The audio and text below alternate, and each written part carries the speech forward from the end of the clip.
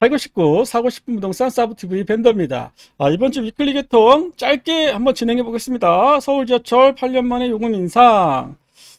지난 12일 날 얘기입니다. 12일 날 대중교통 요금 인상에 대해서 물가대책 심의위원회 통과됐다라고 보는 거고요. 요금이 버스 300원, 그다음 광역버스 700원, 심야 350원, 마을 300원, 그다음에 지하철은요 두 번에 끊어서 갑니다. 150원, 또 150원, 또 올해 1,400원, 내년에 1,550원이 된다라고 보는 겁니다. 여러 가지 이유가 있는데 제가 보기엔 내년 상반기에 총선이 있기 때문에 총선을 염두에 둔 게 아닌가 싶습니다. 그다음에 여러 가지 할인을 적용하겠다. 비싸졌습니다. 물가는 오릅니다. 통화량은 돈을 계속 찍어내기 때문에 재화라는 건 계속 올라갈 수밖에 없는 게 속성이다라는 겁니다. 결국 토지도 제한적이고 토지를 찍어낼 수는 없잖아요. 그러다 보니까 토지의 가격도 올라갈 수밖에 없고 건축비도 올라갈 수밖에 없습니다. 인건비 어제 또 최저임금 내년에 9,860원인가요? 올랐고 다 올랐기 때문에 어쩔 수 없어요. 다 올라갈 수밖에 없습니다. 건설비도 올라가고 이것저것 다 올라가기 때문에 결국 아파트 가격도 트렌드에 맞게 또 새로운 시장에 맞게 계속 좋아지고 더 나름대로 어떤 이런 컨셉이 생기기 때문에 결국 우린 더 좋은 아파트를 찾게 되고 결국 그게 가격들에 영향을 주기 때문에 결국 부동산 특히 아파트 같은 경우도 가격이 올라갈 수밖에 없다라고 보여집니다. 물론 일시적으로 가격이 조정되거나 가격이 좀 떨어질 수는 있겠지만 근본적으로 바라보면 시간에 따라서 가격은 우상향할 수밖에 없다.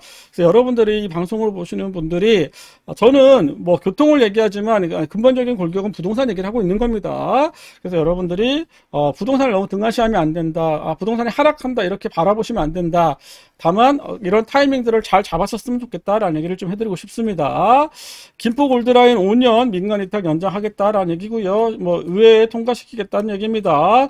그런데 노조나 이런 거 갈등을 맺고 있다라는 얘기고 안전에 대한 문제 여러 가지 문제가 있다라고 보는 거고 현재는 19년에 개통했는데 서울시 자회사인 김포 골드라인에서 운영을 하고 있는데 직접 하고 싶다라는 게 어떤 노조라든지 이런 갈등인 것 같습니다. 그래서 여러 가지 안전에 대한 문제, 직접 운영하면 어떠냐에 대한 부분과 또 이런 것들을 운영할 수 있겠냐, 또 돈이 많이 들지 않겠냐라는 이런 것들에 대한 갈등이 김포 내부적으로 있는 것 같습니다.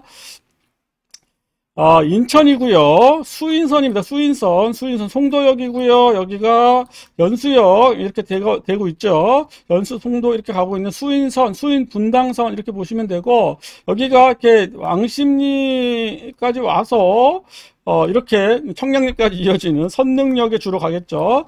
그런데 노선이 이렇게 U자로 돌아갑니다.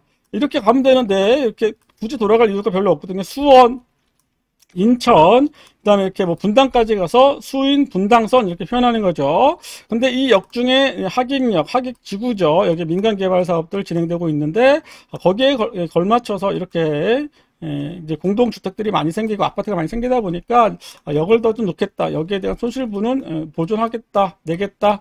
이렇게 하게서 여기 추가될 예정이다라는 얘기가 있습니다. 하객역 지켜보기로 합시다. 다만 열차의 운행이 제한적이고 노선이 상당히 U자로 크게 돌기 때문에 결국 여기 고속도로라든지 서울로 들어가는 다른 방법들을 찾아낼 가능성이 높다. 이용자는 제한적일 수밖에 없을 거다라고 생각을 합니다. 그 다음에 의왕, 군포, 안산, 지구, 도시 기본 구상 공모 2023년까지 4만 경구 공급된다라고 봅니다. 그래서 여기가 보시면 여기가 화서역, 여기가 의왕역입니다. 여기가 의왕역이죠. 의왕역. 그 다음에 여기가 상록수역, 여기가 금정역, 이렇게 GTX C노선이 이렇게 갈라지는 형태인데 그 갈라지는 틈새 사이에 이렇게 생긴다. 그래서 여기 의왕이죠. 여기가 의왕이고요. 여기가 군포, 그 다음에 여기가 안산, 그래서 의왕, 군포, 안산, 이렇게 되어 있다라고 봐주시면 돼요. 4만 가구가 공급된다. 4만 가구는 적은 가구가 아닙니다. 4만 가구 창릉, 교산 3만 초반밖에 안 된단 말이에요. 거의 왕숙 1지구가 4만 초반대이기 때문에 상당한 큰 부지다라고 보여지고, 우리가 자꾸 비교할 때 보면 여의도 자꾸 따져요. 여의도 몇 배다. 이렇게 되어 있고, 이런 식으로 컨셉을 잡겠다라는 얘기고, 더 될 것 같습니다. 다만, 지하철에 좀 더 근접한 곳, 의왕역에 좀 더 근접한 곳에 대한 접근성이 좀 더 유리할 거라고 보여지고 이 주변에도 지금 계획들이 너무 많고 공급들이 상당히 많기 때문에 이게 계획대로 다 될지는 좀 지켜봐야 될 것 같습니다. 같은 3기 신도시라 하더라도 선발대가 있고 후발대가 있어요. 선발대는 아무래도 교산지구, 창릉지구, 그 다음에 저기 왕숙지구 이런 데가 선발대, 그 다음 계양 대장지구, 그 다음 그 위에는 후발대라고 좀 보여지고, 후발대는 아무래도 좀 속도감이 좀 더질 수 있다라는 생각은 좀 듭니다. 아무튼 상당히 넓은 부지에 4만 가구가 공급된다라는 부분은 여러분들 체크하시고, 주변 일대에 계신 분들은 토지 보상에 대한 준비 좀 하실 필요가 있을 것 같습니다. 충남 내포 역세권에 90만 미터 제곱의 미니 신도시 건설한다. 여기 쭉 이렇게 보시면 여기가 홍성역이고, 그 다음에 여기가 서해선 따라 쭉 가는 겁니다.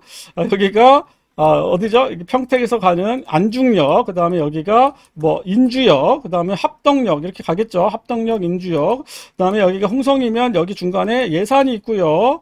그 다음에 여기가 홍성입니다. 이 내포 신도시가 홍성과 예산을 이렇게 경계하러 하고 있어요. 그래서 여기 중간에 이렇게 있는데 여기에 예산역, 그러니까 내포역이라고 하겠죠. 그리고 이 주변에 내포 신도시가 이렇게 생긴다라고 봐주시면 됩니다. 여기도 지금 공급들이 상당히 있고 아직도 남아 있거든요. 또 여기도 또 생기기 때문에 제가 보기에는 아무래도 역중심, 서해선이 개통하는 것들을 앞서서 이런 것들을 고민하고 추가 공급들을 하려고 하는 게 아닌가 싶습니다. 아무래도 좀 인구에 대한 고민도 하는 것 같고요. 그 다음에 홍성도 시로 승격하기 위한 노력들을 많이 하는 것 같습니다.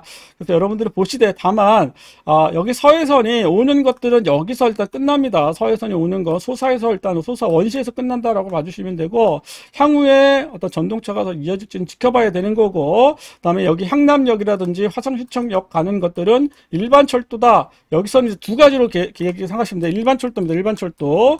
KTX 이음 이 가는 거랑, 그 다음에 ITX급, 현재 새마을호 있죠? ITX 새마을호 가는 걸 두 개로 보셔야 된다. 홍성역하고 여기 안중역, 급행역에 가는 곳들은 KTX 이음역이 정차할 거다. 그 다음에 지금 여기에 내포 역세권 같은 경우는 아직까지는 제가 보기엔 ITX 정도만 쓸 것 같습니다. 그래서 열차가 KTX 이음에 대한 비중이 좀 더 크기 때문에 제한적인 부분도 있다라는 정도만 참고해서 기억을 하시면 좋을 것 같습니다. 이번 주도 여기서 좀 마치도록 하고요. 늘 화이팅 하시고 구독, 좋아요 꼭 부탁드리겠습니다. 감사합니다.